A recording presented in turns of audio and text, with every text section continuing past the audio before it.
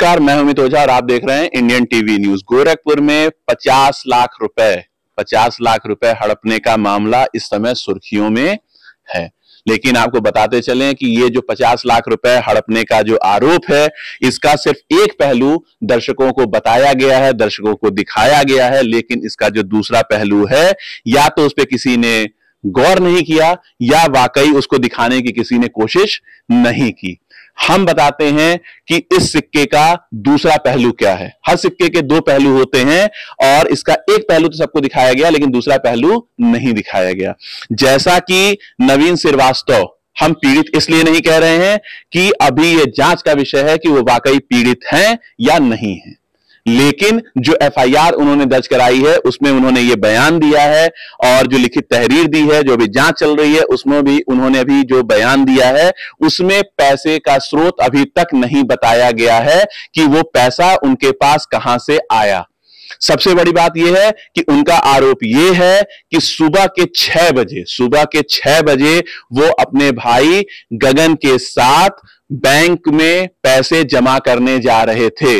जी हां, सबसे बड़ी बात यह है कि सुबह के 6 बजे जब लगभग सारी दुनिया सो रही होती है, बड़े कम ही लोग ऐसे हैं जो शहरों में सुबह 6 बजे उठते हैं, उस समय वो बैंक में इतनी बड़ी रकम लेकर जा रहे हैं। पहले खबर ये बताई गई थी कि टोटल जो पैसे थे, यानी कि कुल जो पैसे थे वो 85 लाख रुपए थे, जिसमें से 50 लाख रुपए उन्होंने रखे और 35 लाख रुपए उनको वापस कर दिए ले जाने के लिए। लेकिन जो एफआईआर की कॉपी हुई है, जो एफआईआर हुई है, उस एफआईआर में जो रकम दर्शाई गई है वो सिर्फ और सिर्फ 50 लाख रुपए ही दर्शाई गई है। और नवीन श्रीवास्तव का यह आरोप है कि सुबह के वक्त वो अपनी मोटरसाइकिल से अपने भाई गगन और उनके पीछे एक और बंदा बैठा था जिसको वो अपना भांजा बता रहे हैं, यानी कि एक मोटरसाइकिल पे कुल 3 लोग थे और सुबह के 6 बजे वो बैंक में पैसे जमा करने जा रहे थे। उन्होंने ये बताया कि उनका व्यापार है और व्यापार करने के बाद वो जब पैसे कलेक्ट करते हैं, यानी कि पैसों को एकत्रित करते हैं जहां जहां उन्होंने व्यापार किया है, उसके बाद उन पैसों को घर ले जाकर रख देते हैं और अगले दिन सुबह बैंक में ले जाकर जमा कर देते हैं। बिल्कुल इसमें कहीं से भी कोई दो राय नहीं है कि ऐसा होता है। यह संभव भी है कि अगर कोई व्यक्ति दिन भर व्यापार करता है, लोगों से पैसे एकत्रित करता है और अगर उस एकत्रित करने में अगर देर हो जाती है तो वो पैसे लेकर अपने घर चला जाता है और उसके बाद उन पैसों को अगले दिन वो बैंक में जमा कर देता है। लेकिन जो सबसे बड़ी बात है वो ये है कि सुबह 6 बजे गोरखपुर में कौन सा बैंक खुलता है? सुबह 6 बजे गोरखपुर में ऐसा कोई बैंक नहीं खुलता है। हमने जब रियलिटी चेक में इस चीज को पता किया, जो वहां पे गार्ड्स वगैरह कुछ मौजूद थे, कुछ लोग वहां मौजूद थे, उन्होंने बोला कि भाई साहब आप गोरखपुर में रहते हैं और गोरखपुर में कभी आज तक के इतिहास में बैंक सुबह 6 बजे नहीं खुलता है। बेसिकली ऐसा सिर्फ तब होता है जब उनके वित्तीय वर्ष का अंतिम दिन होता है, यानी कि 31 मार्च का दिन होता है, तब बैंक वाले रात में काम करते हैं। लेकिन यह भी उनका व्यक्तिगत काम होता है, पैसे का किसी तरीके का लेन देन नहीं किया जाता है। उनको अपना खाता साल भर का बंद करना होता है। इसी के बदले में अगले दिन 1 अप्रैल को बैंक में अवकाश रखा जाता है। और जैसा कि उन्होंने बताया है, नवीन श्रीवास्तव ने यह बताया है कि उनका जो है शाहपुर में दवा का थोक व्यापार का काम था, लेकिन वो काम भी बंद हो चुका है। उन्होंने अपने व्यापार की किसी तरीके की कोई पुष्टि नहीं की है। अगर ये बात सही है कि आलोक सिंह ने पैसे रखे और 2 से 3 दिनों तक अपने पास रखे और उन्होंने नवीन श्रीवास्तव ने यह भी बोला है कि दरोगा आलोक सिंह ने उनसे संबंधित दस्तावेज मांगे थे, तो कहीं ना कहीं आलोक सिंह एक तरह से सही भी दिखते हैं। लेकिन अगर उन्होंने पैसे 3 दिनों तक अपने पास रखे और उच्च अधिकारियों को इसकी सूचना नहीं दी, तो ये वाकई बहुत गलत है।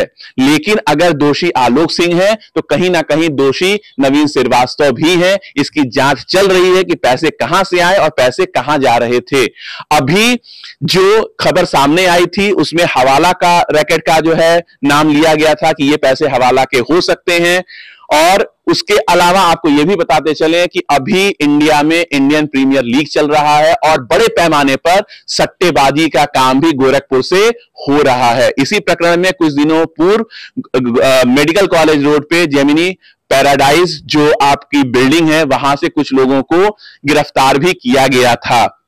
लेकिन जो सबसे बड़ा मुद्दा है, जो सबसे बड़ा मुद्दा यह है कि अगर किसी व्यक्ति के पास इतनी बड़ी रकम है, तो अगर किसी ने उनको जान से मारने की धमकी दी भी, तो भी वहां से अगर वो सही सलामत निकल गए थे, तो उनको तत्काल उच्च अधिकारियों के पास जाकर इसकी सूचना देनी चाहिए थी। तो कहीं ना कहीं मामला पहले मैनेज करने की कोशिश की गई, या यह भी हो सकता है कि पहले वो पैसा किसी ऐसे व्यक्ति का रहा हो जहां से उन्होंने इस पैसे को खुद ही चाहा हो कि ये पैसा जो है किसी तरीके से आपस में ही बढ़ जाए। लेकिन अगर व्यक्ति ने यह कह दिया हो कि जो भी हो, हमें उससे कोई मतलब नहीं है कि पैसा पुलिस ने लिया या किसने पकड़ा, इससे हमें कोई मतलब नहीं, हमें अपना पैसा वापस चाहिए, उस सूरत में अपना गला फंसते हुए देखकर नवीन श्रीवास्तव उच्च अधिकारियों के पास अपना प्रार्थना पत्र लेकर गए।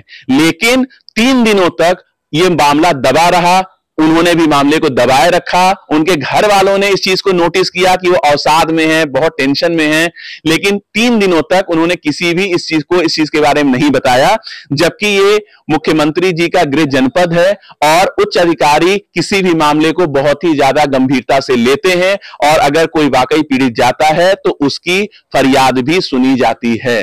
लेकिन पैसे का स्रोत क्या था, यह अभी तक उन्होंने इनकम टैक्स के अधिकारियों को भी नहीं बताया है। अगर व्यापार का वाकई पैसा था, तो क्या उस पैसे पे जीएसटी जमा की गई थी? क्योंकि अगर कोई भी व्यापार आप करते हैं तो उसके एवज में आपको जीएसटी भरनी पड़ती है। क्या जीएसटी के पेपर उनके पास मौजूद हैं? और साथ ही साथ आपको यह भी बताते चलें कि अभी पूरे देश भर में आचार संहिता लगी हुई है, और इतनी बड़ी रकम ले जाने के लिए ऑलरेडी जो आपका आयकर विभाग है उसने बताया है कि आप कितनी रकम लेके जा सकते हैं, और अगर आप उससे ज्यादा रकम लेके जाते हैं तो आपके पास संबंधित दस्तावेज होने चाहिए। अगर कोई व्यक्ति सुबह 6 बजे बैंक में पैसा जमा करने जा रहा है तो सुनने में बड़ा ही अजीब लगता है। उन्होंने जो तहरीर दी है, जो एफआईआर यानी कि फर्स्ट इंफॉर्मेशन रिपोर्ट की कॉपी है, उन्होंने जाहिर सी बात है कि यह चीज बताई है कि सुबह 6 बजे की यह घटना है, और यह घटना सीसीटीवी फुटेज में भी मौजूद है। और आप ये नहीं कह सकते हैं कि ये कहीं से भी गलत है कि उन्होंने घटना का टाइम वो भूल गए, समय भूल गए, कि सुबह के 6 नहीं बज रहे थे, दोपहर के 2 बज रहे थे, 3 बज रहे थे, क्योंकि इसका भी सीसीटीवी फुटेज है। अगर आलोक सिंह की सीसीटीवी फुटेज में ये दिख रहा है कि उन्होंने पैसे लिए या चौकी पे लिए, और तहरीर के हिसाब से उन्होंने चौकी में बैठकर पैसे गिने, ये सारी चीजें अपनी जगह बिल्कुल सही हैं। लेकिन जो सुबह 6 बजे की घटना बताई जा रही है, यह किसी तरीके से गले से नहीं उतर रही है। आरोप दोनों तरफ से लग रहे हैं, लेकिन सच्चाई क्या है यह जांच के बाद पता चलेगा। लेकिन किसी पे, खास तौर से खाकी पर आरोप लगाना बहुत ही आसान है, बहुत ही आसान काम है कि खाकी पर आरोप लगा दिया जाए। लेकिन यही खाकी ऐसी भी है जहां लोगों की मदद करती है, और जरूरत पड़ने पर जब कोई दबंग व्यक्ति किसी पीड़ित व्यक्ति को प्रताड़ित करता है तो सबसे पहले वो इसी खाकी के पास जाता है। अगर खाकी से उसका काम नहीं बनता है, खाकी से अगर वो प्रताड़ित होता है, तो फिर वो मीडिया के पास आता है। लेकिन नवीन श्रीवास्तव ने 3 दिनों में किसी भी मीडिया कर्मी से कोई संपर्क नहीं किया। अगर वो चाहते तो इसका एक वीडियो बना के वायरल कर सकते थे, या संबंधित अधिकारियों को सूचना दे सकते थे, और बता सकते थे, मीडिया के सामने आके बता सकते थे कि आलोक सिंह ने उनको एनकाउंटर में मारने की धमकी दी। आपको बताते चलें कि अभी तक जो हमारे पास जानकारी है उसमें नवीन श्रीवास्तव के ऊपर किसी तरीके के आपराधिक मुकदमे दर्ज होने की पुष्टि नहीं है, और कोई भी अधिकारी, चाहे कोई भी इंस्पेक्टर, भले ही नया नया हो, उसने आज ही ड्यूटी ज्वाइन की हो, उसने अपनी बुक में इतना जरूर पढ़ा होता है कि किसी व्यक्ति के ऊपर यदि अगर कोई आपराधिक मुकदमा दर्ज नहीं है, उसका एनकाउंटर इतनी आसानी से नहीं किया जा सकता है। साथ ही साथ आज के इस युग में हर आदमी को भी पता है कि अगर हमारे ऊपर कोई मुकदमा दर्ज नहीं है तो कोई भी पुलिस वाला इतनी आसानी से किसी का एनकाउंटर नहीं कर सकता है। अब वो जमाना नहीं है कि कोई सूचना पहुंचने में एक शहर से दूसरे शहर में बरसों लग जाते थे। आज एक छोटी सी घटना होने पर गोरखपुर की खबर चेन्नई तक पहुंच जाती है। कहीं ना कहीं इसमें नवीन श्रीवास्तव की संलिप्तता है, और कहीं ना कहीं इन तथ्यों को छुपाया जा रहा है कि आखिर वो पैसा आया कहां से। अभी तक उन्होंने इसका कोई प्रमाण नहीं दिया है। हम बार बार इस बात को कह रहे हैं कि जो कोई भी दोषी है, दोनों में से जो भी दोषी हैं, उनके खिलाफ कार्रवाई होनी चाहिए। साथ ही जो लोग, प्रिंस श्रीवास्तव जो अभी जेल के अंदर है, आलोक सिंह जो अभी आपके बेनीगंज के सस्पेंडेड चौकी प्रभारी हैं वो भी जेल के अंदर हैं, और 2 से 3 लोग अभी जो है फरार हैं, और बाकी के जो 6 लाख यानी कि 44 लाख रुपए आलोक सिंह के आवास से बरामद हुए थे, लेकिन 6 लाख रुपए अभी उन लोगों के पास बताए जा रहे हैं जो अभी फरार हैं। नवीन श्रीवास्तव ने यह भी कहा कि जो प्रिंस श्रीवास्तव से उनसे वो पहले मिल चुके हैं, उनको पहचानते हैं, और अगर वो पहचानते थे तो भी कम से कम प्रिंस श्रीवास्तव के घर वालों से उनको इस बारे में बात करनी चाहिए थी और बताना चाहिए था कि आपका लड़का इस तरीके का हमारे साथ जो है गलत काम कर रहा है और आपको इसमें जो है हमारा सहयोग करना चाहिए था। लेकिन उनको कहीं ना कहीं अगर पुलिस अधिकारियों से या पुलिस से धमकी मिल रही थी तो आज की डेट में देश के चौथे स्तंभ कहे जाने वाले मीडिया के सामने उनको आके अपना बयान दर्ज कराना चाहिए था और मीडिया उनका साथ देती। अगर इस तरीके की घटना हुई है तो वाकई एक बहुत शर्मनाक घटना है, खाकी पर एक बड़ा दाग है। लेकिन फिर भी अगर किसी व्यक्ति के पास पैसा नहीं है तो भी व्यक्ति का अगर पैसा गिरता है तो भी वो कहता है भैया हमारा पैसा गिरा है, हमारे पर्स में इतने इतने रुपए थे। और जहां किसी के पास 50 लाख रुपए की इतनी बड़ी रकम लेकर सुबह सुबह कोई टहलने नहीं जाता है। हमारी जानकारी में अभी तक ऐसा कोई वाकया नहीं आया है, ना कोई ऐसी घटना आई है कि इंसान सुबह सुबह 50 लाख रुपए की रकम लेकर टहलने निकला हो। और सुबह 6 बजे किस अधिकारी ने उनको बैंक में पैसा जमा करने के लिए बुलाया था, यह भी अपने आप में एक बड़ा सवालिया निशान है। उन्होंने अभी तक यह भी नहीं बताया है कि उनका जो व्यापार का खाता है, जो उनका व्यापारी खाता है या जो उनका करंट अकाउंट है, क्योंकि सेविंग अकाउंट में इतनी बड़ी रकम जमा नहीं की जा सकती है, तो उनका जीएसटी नंबर भी होगा और जिस बैंक में उनका जो करंट अकाउंट होगा उसकी भी डिटेल उन्होंने अभी तक प्रोवाइड नहीं की गई है। साथ ही उन्होंने यह भी नहीं बताया है कि ये रकम जो कमाई गई है या जो रकम उनके पास से बरामद हुई है आलोक सिंह के पास से, उस रकम का सोर्स क्या है और उस पैसे पर जीएसटी या टैक्स का किसी तरीके का सरकार को भुगतान किया गया है या नहीं किया गया है।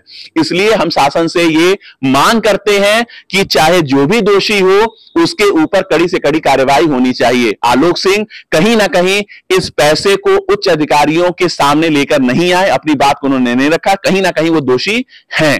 लेकिन जैसा कि नवीन श्रीवास्तव ये कह रहे हैं कि आलोक सिंह ने उनसे पेपर मांगे थे, तो सबसे बड़ा सवाल यह है कि क्या 3 दिनों में अगर उनके पास, नवीन श्रीवास्तव के पास अगर उस पैसे का हिसाब था तो वो पैसे का हिसाब लेकर पिछले 3 दिनों में किसी उच्च अधिकारी से क्यों नहीं मिले?